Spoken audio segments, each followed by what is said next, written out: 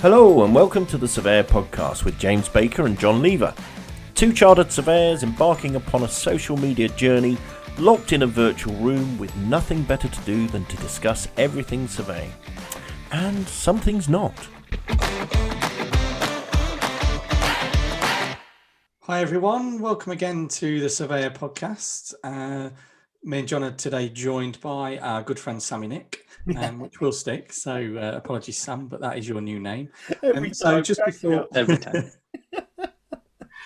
Just before we launch into things, then we've had no specific feedback really, John, have we? But we've had quite a lot of comments from people recently. Yeah, it's been really lovely actually. It's not a sort of specific fill out a feedback form or fill in click number of stars, but we've through the mocks, and obviously we're very mock focused today. Through the mocks, people we've met when we're chatting to them after the mock, giving them feedback, they said, "Oh, I've listened to your podcast, found it really useful," and it's like, "Oh, that's fantastic." So that's at least 3 people have downloaded it, James. So you and me can back off at least. Not having to go and press the down. And me. And Sam, I'll make number 4. Downloaded it as well. So yeah, but no, that's been really cool, and just kind of reinforces the fact that we want to, deliver a podcast that's a bit different, but also a bit topical, but also is there to help and support people while we're having a bit of fun along the way. Yeah, it's always nice when somebody says they've been listening to the podcast. It's nice just that people are listening. So it's just nice. Just feels nice, warm and fuzzy feeling. It's not just for our own enjoyment anymore. It's not just our own enjoyment anymore. We are now becoming addicted to the numbers. Yeah, and I think we ought to, on that note, so welcome Sam anyway, because we want Sam to get a bit more involved with these as well. So well done for coming along, Sam. It's good to see you. Right. Okay. It's nice to be here. So a little bit of an interlude, but I'm back. Yeah, absolutely. Well, we're all busy, Sam, but it's good that you could find time for us. Yeah. Right. Okay. So today we're going to be discussing all stuff around mocks, really, aren't we? In preparation and things around the interview, isn't it? All the things. Yeah. I mean, we're what? I think we're 14, 15 mock interviews into about 60 or 70 that we've got to do over the next few weeks, and I've already noticed some pretty big whammies that are going on. So I thought it'd be useful now to do it now while people are prepping for the assessments coming up. And seeing as our presentation, and what we were on downloads on Presentation Hickory. We are, I believe, at 221 downloads. Wow. I mean, that's our most heavily downloaded podcast. And I think, again, it's just useful information, even though I think majority of it is me whinging.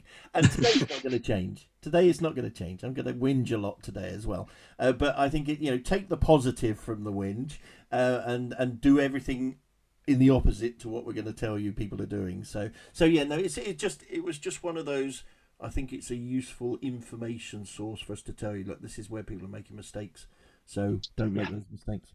So hints and tips really around the final assessment and preparing for that. So let's kick off then. And do you want to launch into some gripes, John, about internet connections? Yeah. Okay. So the first thing here is there's a couple of angles on this. First of all, we'd 100% suggest to everybody you should hardwire your connection. Don't rely on the Wi-Fi. Hardwire on my connection in my home. You get 3 times better connection if you hardwire than your Wi-Fi.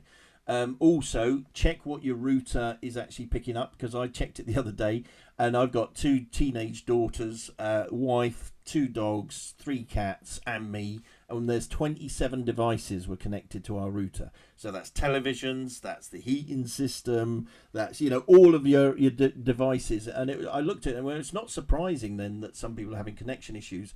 So we had a mock the other day that we had about a second delay, which was really hard work. So because we kept, with the best of them in the world, we kept crossing over a little bit as well.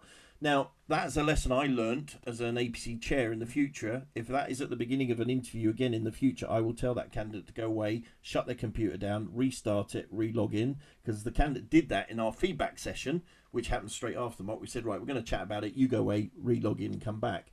and the connection was fine. So it's a bit like your old telephone connections or your whatever you're connecting, mobile phones. Sometimes you go, I'm going to ring you back, it's a bad line.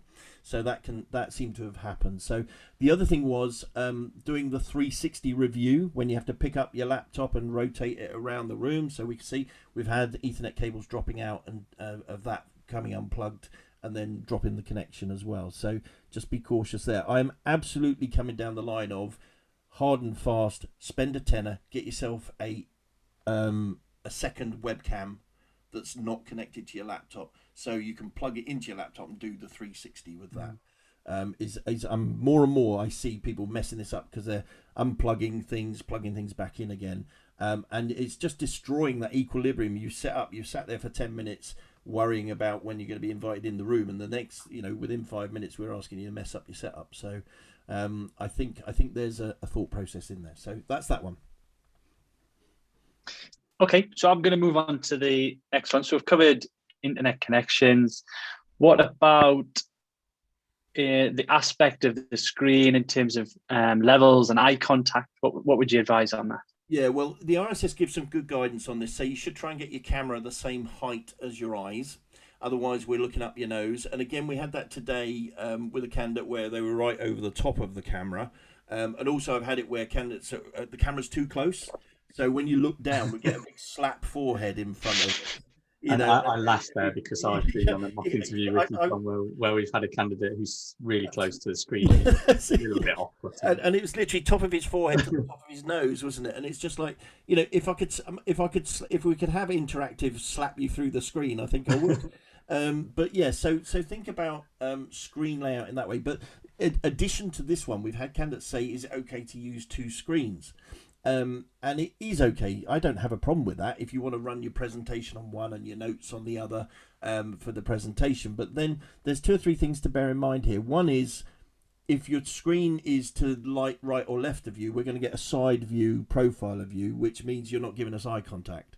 So you've got to set your screens up and get a webcam in the middle of the 2 screens. So as you're looking at them, we still see you in front of us.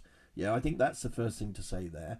And the other thing is, I think you might end up with assessors feeling a bit twitchy if you do have a second screen, because, what else are you putting on that screen? You might show us, I've got my presentation notes on there, but then I'm sitting there wondering, no, I'm not too sure about that. And then the other thing that came up today, which we found out, we did a Teams testing session today. And by the way, actually, if anyone's listening and you want to do Teams test, come along to us. We're doing little free sessions over the next month where you can drop in and just do a screen share just to see if you can do it in Teams and it works and everything. I know that sounds daft, but today we found out, depending on how you got your PowerPoint set up, you can lose your video whilst you're screen sharing. So if you've got it set up in what's called presenter mode, where you get the notes and the ribbon of the screen and you get the slide, but we see the big slide, your camera or your image seems to be disappearing. If you set it up in what's called kiosk mode, which is where you have a single window, you see what we see, you don't lose your camera. So, we're seeing these things coming through, but only through trial and error. It seems to be what's going on. So screen location, eye contact is the panel want you to look at us. So try and have everything in front of the camera. And also another challenge with Teams, I don't think you can change it. You can with Zoom, but you can't with Teams. You can move the images of your audience around the screen on Zoom. I don't think you can with Teams. I haven't found out how to yet. If you can, I don't think you can with Teams. Can you not? I haven't got to the bottom of it yet. But if you can move your picture, because one thing is when you present, you look at yourself. However hard it is, you still look at yourself presenting. I'm doing it now. I'm not looking at the camera, which is what I should be doing here. I'm looking at my image, but I've put my image right at the top next to the camera, so it looks like I'm kind of getting there. So that's the other thing. Otherwise, you're looking down here in the corner, and then that looks a bit. So eye contact. Don't give us eye contact. The assessors start getting twitchy. If you want to use a couple of screens, you've got to have the camera in the middle of those screens so that we don't get a profile of you. So that's the thoughts behind that one. I always knew you were looking at yourself when we recorded these, John. Oh, I do all the time, mate. Do you like my beard, actually? Yeah, I mean, I did comment at the end of the last podcast. Coming on, I'm going to shave it off, though. It's just annoying. And yeah, so for anybody who listened to the last podcast and took a visit to YouTube, because I said that you should check out John's beard. It's white patch. It's grown even further, so please do. And we could even just do a weekly update on the podcast of Jon's beard growth. But anyway, I digress. Yeah, moving on. Let's now move on then, Jon, to we'll call these nervous tics. Yes. So sniffing, clicking pens. You'll know this one, won't you, Sam? I'm very well versed in this one. You've got to bear in mind, yes, you are on the other end of a camera and you are a screen away, but rustling paper, sniffing, and certainly people who have boom headset mics with the mic right in front of their face and drinking glasses of water, we get the old glug, glug, glug going on. I tell you, if you really don't want us to crack up laughing, then stop doing this sort of stuff. Because, I find it really difficult not to sit there sniggering to myself. So any sort of mannerisms, anything that's going to bump or bounce past the microphone, rustling papers. Now that one, just to explain that, don't have papers that you got a paper clip or a staple in the corner, because when you turn them over, the microphones are so sensitive it picks up all the rustling. So for this one occasion, if you want to have notes on, for your presentation on paper, which I would suggest you do rather than have it on a screen anyway, because you're just waiting for the screen to go wrong on you and then you're stuffed, is I would print it one side and in two piles, so you just move the paper across gently. There is no noise. Okay, we've told people about this. Probably actually, I've done this at the roadshow before, haven't I? Where I've said to people, you can rustle like this, or you can actually just do it really quietly. So that's one. And obviously, picking up a pen, any nervous sort of noise. I think as well, we've talked about rings or bangles you might have that clunk on the table, anything like that. Just to add something else in, I've just thought about from the previous one on eye contact as well. The actual lighting and layout is just, again, we've said to everyone, top of your head down to your waist, so we can see a bit of you and your arms and everything. And we're still getting people rocking up, just giving us head and shoulders. And I know it's difficult sometimes to set up the location, but literally have a think about it.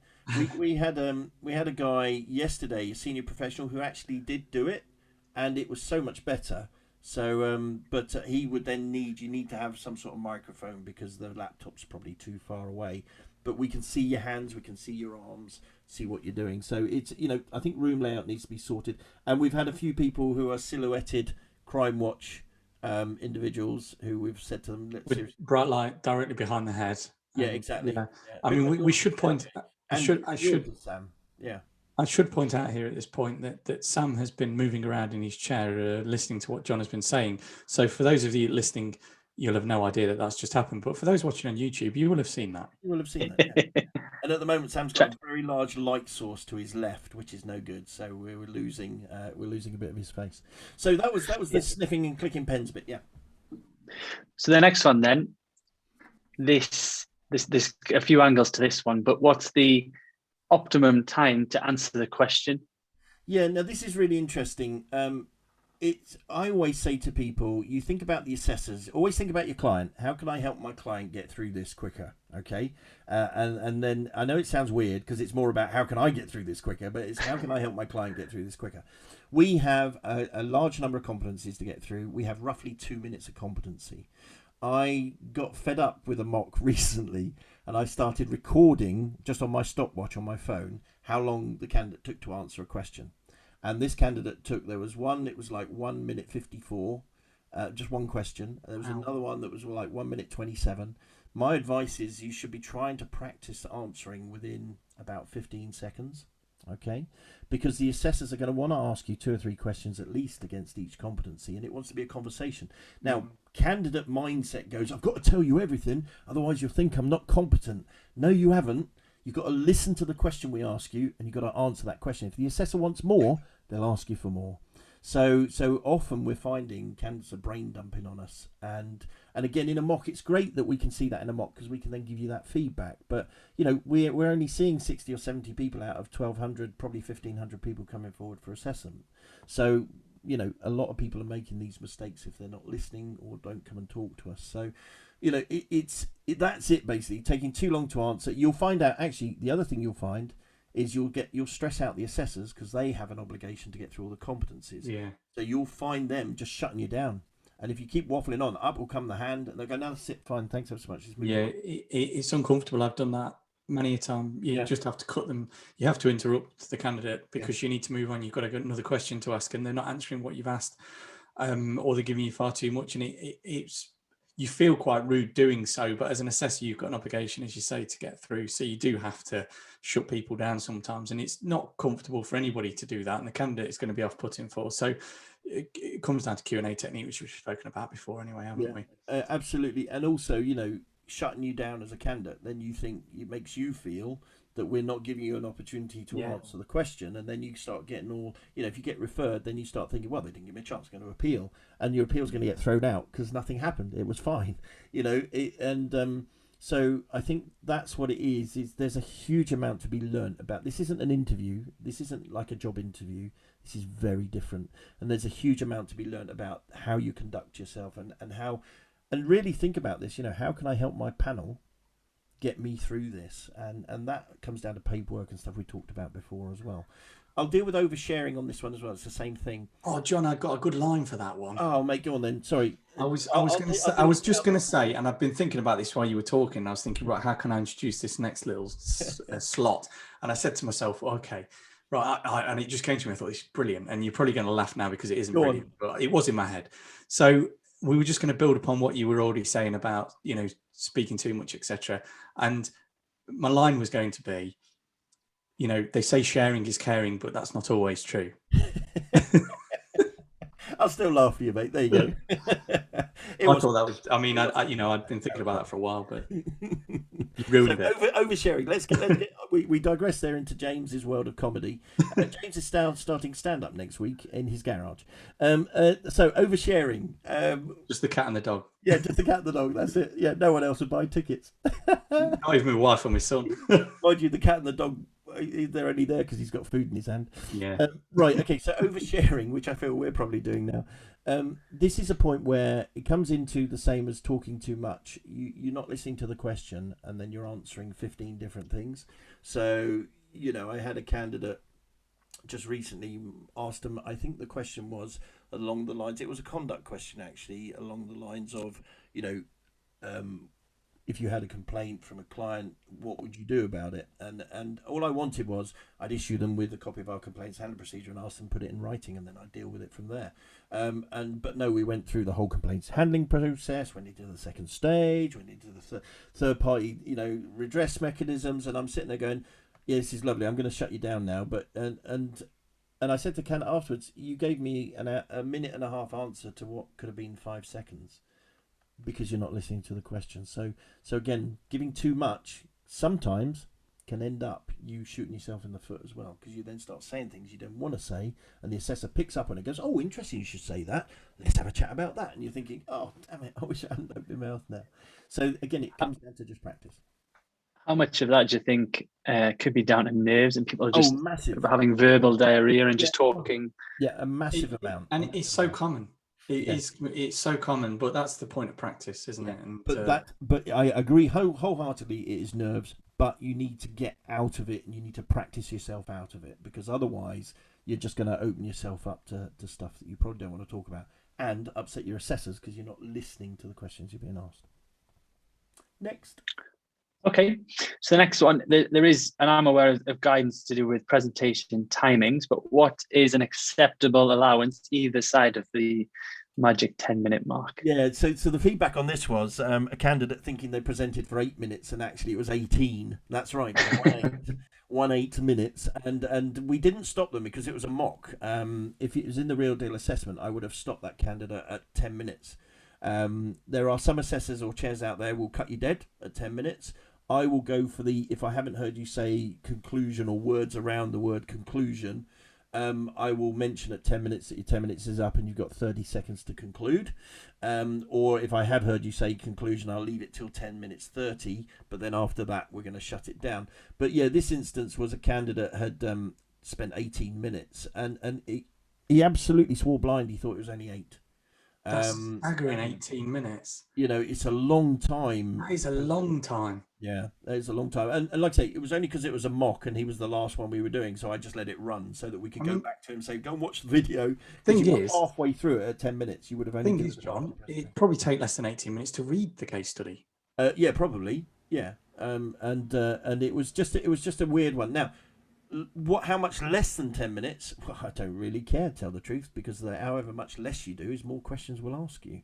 But I think in my head, if you presented less than 7 minutes, I would kind of feel you hadn't quite met it. And the reason I base it on 7 minutes is normally what takes you 10 minutes in your own prep time, under stress, you will tend to do in 7 minutes. It's a really weird ratio, but it happens every time, whenever we see that happening. So I work on the theory that, I'll give you the benefit of the doubt. You tried, you prepped for 10, you delivered it in 7. Okay. I've had candidates finish after 3.5 minutes. Okay. Wow. It hasn't happened often, but I've had it happen. That then means we've got another 6.5 minutes. I can ask you about 10 questions in 6.5 minutes. Those could be the 10 questions that get you referred. So don't give us the opportunity, basically. And also, don't forget the timing has changed as well. So it's still a 60-minute interview, but the 60 minutes starts at the point you start your presentation. So you haven't got all that 5 minutes of faffing around, getting ready, admin done, which we used to have in hotels when you walked in the room. That is now all sorted and outside of the timing. So there's an extra 5 minutes of questions that are coming your way anyway in the interview. Yeah, good advice there. Sam missed one, so I'm going to jump back here, and I want to talk about submission errors. Yes. Now, people say to me, have you ever called for a diary? And I said, yeah, 4 times in 23 years. That's now 6 times in 23.5 years. There was 2 candidates we saw at mock. I'm not sure. Actually, one of them we might not actually see as a mock interview because he might defer it now. He was a 24-month candidate, and as we know, the minimum requirement is 400 days. And a minimum of 24 months and 400 days for a 24-month candidate. He'd recorded 24 days. Yes, 24. That's it. One day a I month. didn't think ARC let you through if you didn't have the right quota of days. But it obviously does, because I didn't know that. But now we do know that. If you sign it off as a counsellor, it seems to just let it through. And this candidate didn't know that he needed to have a diary and a logbook. And it's just, you need to read the candidate's guide, guys. You need to read your client's brief. That's a worry that a counsellor's signing that off. And But it is. that's what it's 1 day a month. So is he only working 1 day a month? Well, goodness knows what's gone wrong. I've no idea. And then we had another candidate. It wasn't as extreme. So this was a 12-month candidate, and it's a minimum of 200 days and a minimum of 12 months. He'd recorded 193 days. Now, again, no one had picked this up. He dropped his documents on us for a mock. I went through them, picked it up immediately, going, hold on a minute, what's going on here? So, he needs to, in each instance, we would say to the candidate, you need to go back to the RSS and discuss this with them. As a chair of assessors, I would not assess you unless you have hit the minimum requirements, and or if that 193-day candidate brought a diary with him or submitted a diary that we could see that showed 200 plus days, I wouldn't bat an eyelid after that. That's fine. Same with the 24-day candidate, but neither of them had clocked it. And like I say, I thought ARC stopped you going forward. So that's another one in the box. The check box is make sure you've got your days right, because it doesn't seem that ARC is actually doing that check on you. And that was submission. Okay, moving back more towards the presentation. I think we've mentioned this one before, but people either not talking about what's on the screen or not advancing the slides. Yeah, this happened recently. Candidate starts the presentation, screen shares, all going swimmingly, looks great, gets to the end of the presentation, hasn't moved off the front slide. And again, as an assessor, I'm not going to sit there and go, oh, excuse me, you've not moved the slide along. Would you like to? Because, me interjecting in that 10-minute presentation is just going to blow your nerves out the window. Yeah. So we're not going to get involved. That is all your time. You've got to manage that appropriately. So, yeah, unfortunately for this candidate, that they hadn't moved it forward. And the other thing to mention on this, which is probably worth picking up the next point in this comment as well, the opening slide had an image on the front, which looked to me, it was like one of these, you hear them, Shutterstock and all these people who have these images you can buy, but it still had the Shutterstock watermark in it. So it meant that candidate had probably just robbed that off of the internet and not actually paid for it. Well, if you want to rock up at your assessment and demonstrate your professionalism when it comes to being fraudulent, then crack on, because that's what you just did. So yeah, so we picked that up as well and mentioned that. So just be careful, practice, and you've got to advance your slides. Otherwise, what's the point of having a visual aid? So yeah. Yeah, think about your code of conduct there, guys. You know, using a copyright image with the watermark on it. It's, Yeah, I was gonna say, it's like slightly dropping yourself in it. I don't yeah, think you could say that you're at level 1 to yeah, rules of conduct when you wouldn't have you're achieved anything to do or that ethical one like that. standards. Yeah, kind of -3 maybe. Yeah, Um, yeah. Anyway, so let's talk about the presentation itself in terms of the slide content, introduction, conclusion. Yeah, okay. So slide content, always coming back to now. This is something that we're doing on the APC Roadshow, and actually, I ought to throw this one out to Sam as well. Sam, I know you've attended quite a few of the roadshows, but the ones where we've Yep. done someone send a presentation in and we've chopped it up and said it's too much, don't do this, don't do that. Have you found those useful? What have you kind of gleaned out of those? Yeah, so that's been particularly useful to try and understand the principles of why things are being changed and then apply it to my presentation. The same scenario would fall for when people send in their summary of experience and you say, well, yep, we've got this. Well, actually, we're going to change X, Y, and Z because there's limited benefit to this sentence. Yeah. So to me, they're both of benefit because I try and draw the principle of what's being changed and why. Yeah. So in general terms, basically, there's too many words on a slide. People are using slides to read from, and it's too many words. As assessors, if your slides are full of words, you're going to switch us off straight away. It's a short presentation. I'm not going to read the slide. So the general thing that we're offering advice to people here is, images. Get some project images. I had someone submit one the other day. They just used stock images. So pictures of other people and pictures of buildings, and it's like, but that's not your project. Why have you done that? And then we put his project pictures in and a picture of him, and I said, hasn't that just lifted that? And he went, that's amazing. I hadn't even thought about that, and then all the images that we had about the project, and we could then look at it. So assessors love pictures and colours. If you just gave us a presentation that was just, 5 cracking photographs of your project that you talk to, and you've got maybe the odd keyword here or there or a bit of annotation, stuff like that, that's great. If you want to put a few bullet points in against some images as well, that's great as well. So one thing I would say, I think I got to the end of my tether with this probably 2 or 3 weeks ago, and I put on our free page on our website, so not on SurvePod but on deliver.com members area, go to the free resources. There is a PowerPoint presentation layout template. It's not in PowerPoint, I think it did it as a PDF, but it shows things like image sizes, text sizes. Don't forget to put a page number on every page, not just the normal footer that PowerPoint gives you. That's rubbish, can't read it, can't see it. And also think about contrasting colors. Just think about out there colorblind people who might be colorblind or have visual impairment. 1 in 40 blokes is colorblind, 1 in 250 women. So red green doesn't work, blues and yellows do. Generally a red green colorblind person is blue and yellow tolerant, so they can see those quite vividly. So I'm moving as many of my presentations away from reds and greens to blues and yellows as we can. So think about the content in that way. Come along to a roadshow, send us your presentation, and I'll happily shred it for you and pull it apart in front of everybody else. But we don't tell anyone who sent the presentations in, so it's all anonymous. But it's a really good part of the roadshow, and it's really, it's fun for me to do as well because I have a viewpoint on these things. But all we're doing is giving a bit of advice and guidance based on James and my hundreds of years worth of experience on this. The other one is the introduction and I can't even say it myself. Conclusion. We had a cracker the other day. Candidate presents for about 8 minutes and then stops dead. That's it. And he wasn't moving either, so I thought we'd had an internet connection. So I turned to my fellow assessor going, oh, has he frozen for you? He goes, no, I'm not frozen, I've finished. It was like, all right, do you not think you maybe... No, I didn't say then, but afterwards in the feedback, do you not think you need to conclude that presentation a bit better? So as simple as, and that's the end of my presentation. Thank you ever so much for listening. Now would you like to ask me your questions? That then gives me the cue as the chair.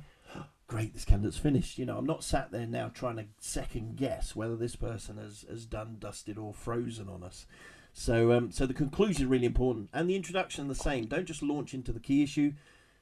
Hi, good morning, good afternoon. My name is. Thank you for the opportunity to present to you today. I'm going to just briefly explain the project, and then I'm going to talk to you. So give us a bit of a heads up what on earth it's talking about. Don't assume I've read your documents, even though I have. Because what I find, and James, I don't know about you, but what I find is sometimes I read a document and I don't get it. I don't get what the candidate's trying to say. Yeah. And then you come to present and it all falls into place. It's like, oh, fantastic, I now understand. But if you go straight to the key issue and don't explain the job and the project, 30 seconds is all it needs, then we're missing a trick. So we just need to know that. Yeah, I've had that where you read it and I'm like, I can't get my head around it. And then thankfully, eventually it does, once they present it, you fully understand. But yeah, completely agree with you. Was that your phone buzzing, James? It was my phone buzzing, apologies. How many times have I told you? That's another one we can add in, isn't it? Yeah, that is, yeah. Good call. Well, that is why I did that. I asked. It wasn't me. It wasn't me this time. To call me during this.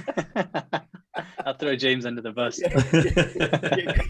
Yeah, quickly, Sam, call him again. Call him again partway through the Yeah. I think actually the next point here, let's throw that into this one and finish your presentation. A lack of practice and disjointed flow goes in with all of this. If you're reading from the slides, you're reading from a script, it doesn't flow. People don't punctuate correctly when they read, and certainly not reading out loud. So you need to practice it so that you can just talk about the slides. And your notes are there. Important to have presentation notes, but they're only there as a safety net for you to refer to. A lot of candidates at the end, when they're really up to speed on getting ready for the assessment, I didn't use my notes. Fantastic. Excellent. Exactly the right thing. So that's that one done. Okay, what's next? So in terms of our project examples, that they're either missing in terms of our submission, or they're too narrow, or they're not suitable, they're not fit for use. Yeah, so this comes back down to, so we've got away from kind of system setup, got away from the presentation, two very big parts of the assessment. But the biggest bit is about you, and the biggest bit is about your knowledge, your doing, your advice. So the level 1s, 2s and 3s. And this is where we've just got, it's either missing in your paperwork. Why haven't you written an example project against each of your level 2s and 3s? Where on earth have you been? Why didn't you read the candidate's guide where it says, and you should have at least an example against every level 2 and 3. It states that in the candidate's guide, and then there you are rocking off with a little generic statement. Oh, I do this in my everyday work. And you sat there, and as an assessor, I'll look at that and go, yeah, great, fine. Right, all I'm going to do is ask you for an example. So you're now on the back foot in the interview trying to come up with an example, whereas if you give me an example, I would have given it back to you to then talk to me about it. Yeah. So again, help your assessors to help you, and this is what it's really about. So yes, project examples missing, or don't forget the depth and breadth of your competence. You can't just put one example in and go, oh, that's all the assessors are allowed to ask me. No, that's an old wives' tale. We can ask you anything relating to that competency that you've declared in your pathway. So if you've only given me a small snippet of it, then you need to think about the depth and breadth of whatever else I might ask you. Because I might look at what you give me and go, okay, that's fine. I'm going to ask you about something else, okay, that's relevant to the competency. I'll give a little example. I kind of thought, how could I visualize this audibly when it comes to level 1, 2, and 3? So let's work on a meter rule scale. Level 1 is at the beginning at 0 centimeters to about 10 centimeters, and that's you learning about the topic. Level 2 moves you from about 5 centimeters to about 20 centimeters. That's you doing it once or twice and applying that knowledge. Level 3 is at the 100 centimeter mark. So that means you've done so much of it, you can open your mouth and you can give advice without having to hand out your PI details. So basically, when it comes to the examples in the paperwork, you've got to think in that sort of mindset. So hopefully visually, audibly, visually, or whatever, that's helped you understand that. I like that, John.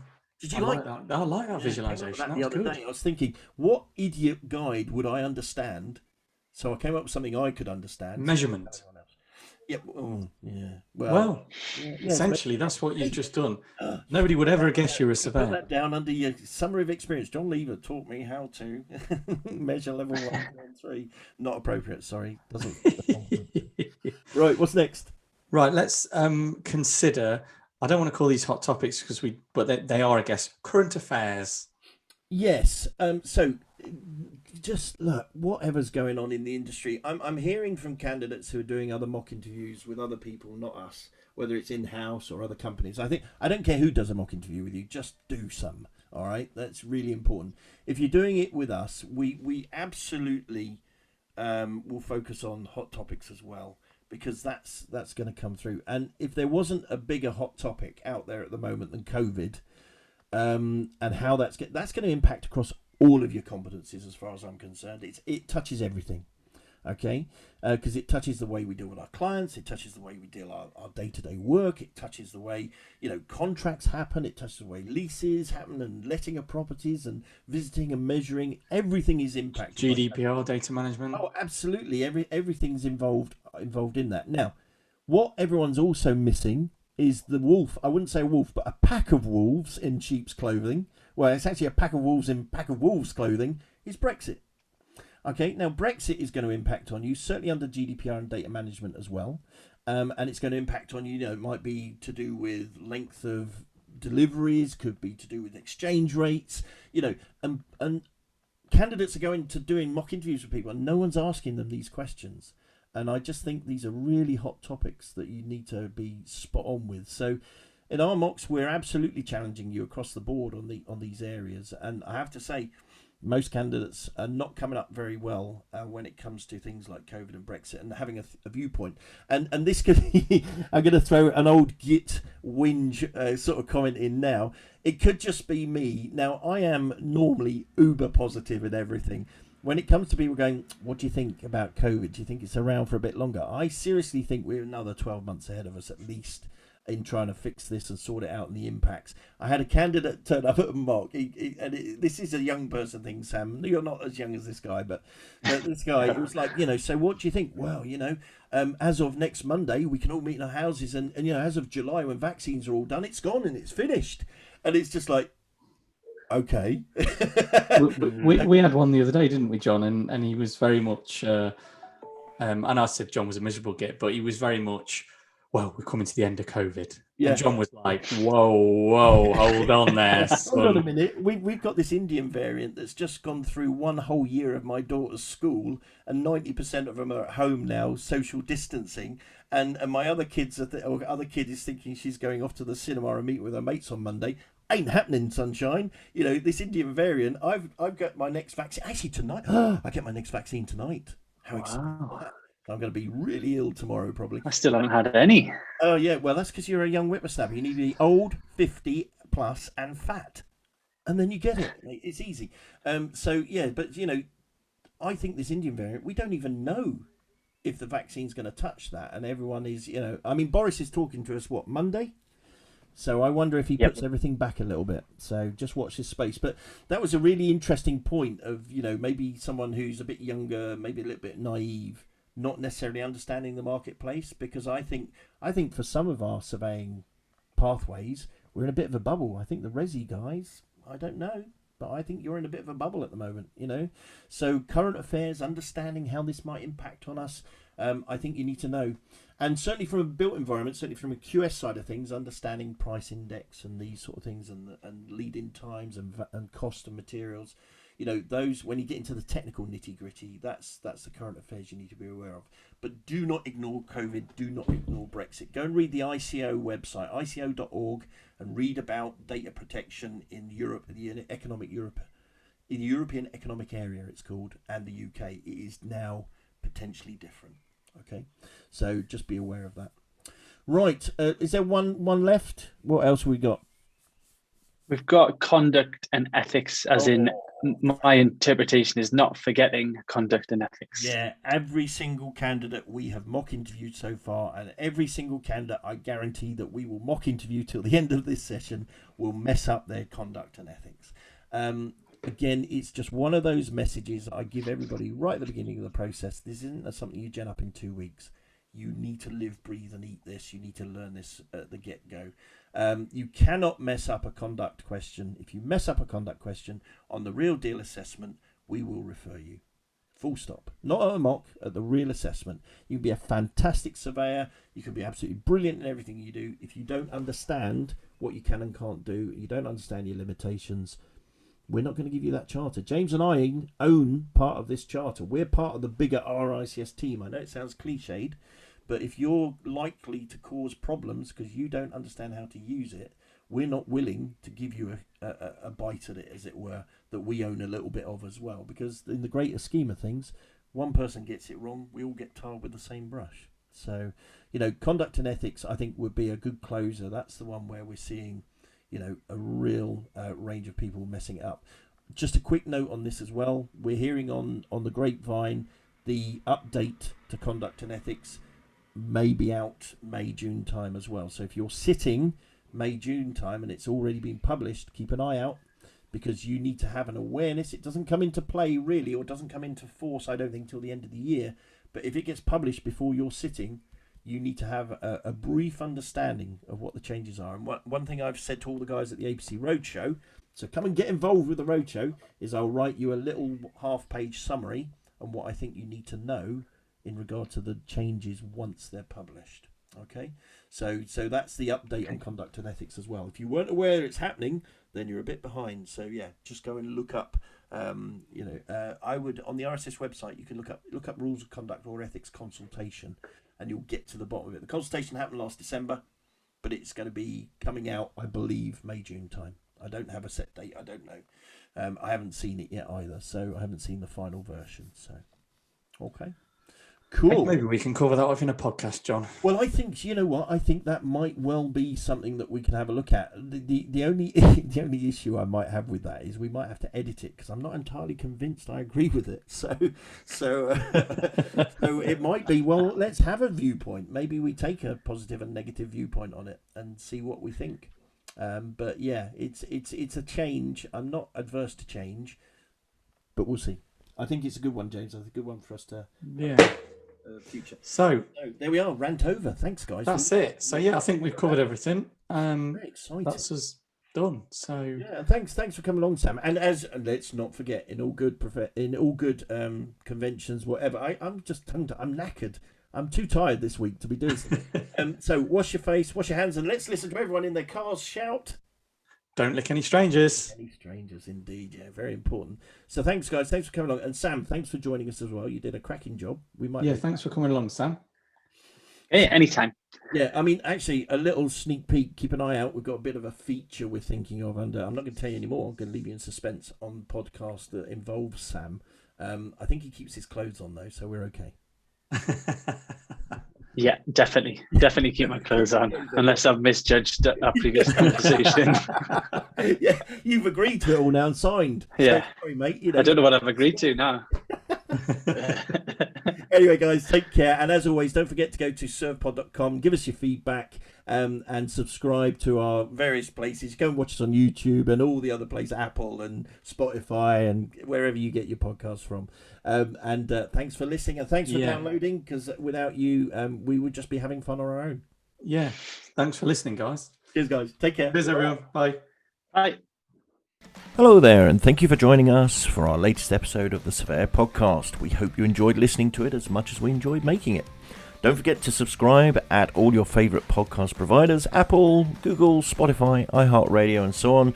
Also on Twitter and Instagram at SurvePod, that's SurvPod. You can also get us on YouTube. Click the subscribe button, and don't forget to click the little bell. It tells you when we post our latest content, and on our webpage, survepod.com.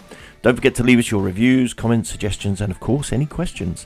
And finally, if you want to come along, join us at a future episode of the SurveYOUR podcast, send us an email to survepod@gmail.com. If you like what you see and hear, tell your friends. Let's put surveying on the map. Stay safe, wash your hands, and don't lick any strangers. Bye-bye for now. The SurveYOUR podcast is a copyright Deliver and Invise Limited production. We suggest you come up with your own ideas and not copy ours. Thank you. Catch you again soon. Bye-bye.